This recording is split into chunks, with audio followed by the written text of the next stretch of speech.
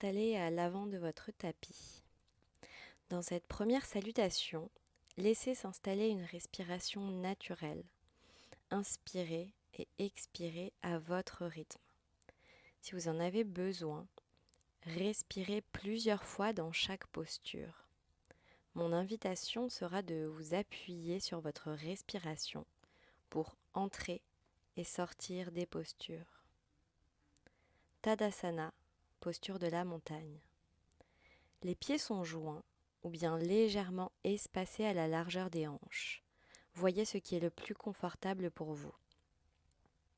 Déployez l'entièreté de vos pieds et de vos doigts de pied dans le sol. Les bras sont le long du corps, engagés jusqu'au bout des doigts qui tirent vers la terre. Les épaules sont basses, détendues. Le menton est parallèle au sol. Le regard est droit. La colonne vertébrale est longue. Le sommet du crâne s'étire vers le ciel, les pieds s'ancrent dans la terre.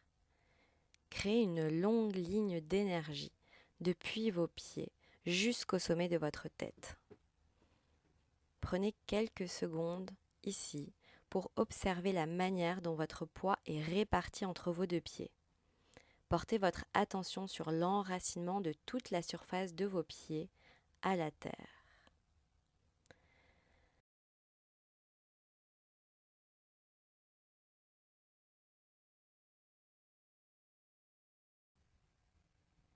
Inspirez, levez les bras vers le ciel, main en prière, regard au pouce, grandissez-vous. Et expirez, plongez vers la terre. Si besoin, pliez les genoux pour détendre l'arrière des jambes. Inspirez en redressant le dos à mi-hauteur, allongez la colonne. Et expirez dans Chaturanga, amenez les deux pieds à l'arrière du tapis dans une planche. Posez les genoux au sol si besoin, coudes serrés proches du buste, descendez dans une pompe. Inspirez, chien tête en haut, ouvrez la poitrine vers l'avant, les bras sont tendus, les jambes engagées. Expirez dans Adho Mukha Svanasana, posture du chien tête en bas. On est ici pour 5 respirations. Les pieds sont ouverts à la largeur des hanches. Envoyez le coccyx vers le ciel. N'hésitez pas à plier les jambes pour favoriser l'allongement dans le dos. Imaginez que vous cherchiez à créer de l'espace entre chaque vertèbre. Ancrez les paumes de main dans le tapis pour vous repousser du sol, comme si vous cherchiez à éloigner le buste du tapis. Cherchez de la longueur dans tout le dos, depuis le coccyx jusque dans la nuque.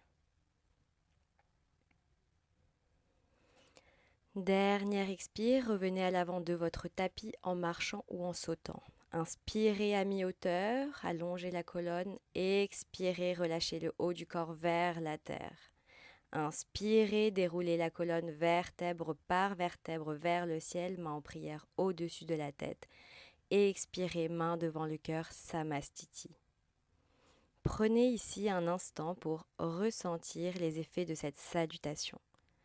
Observez la circulation de l'énergie, la propagation de la chaleur à travers le corps, peut-être les battements de votre cœur.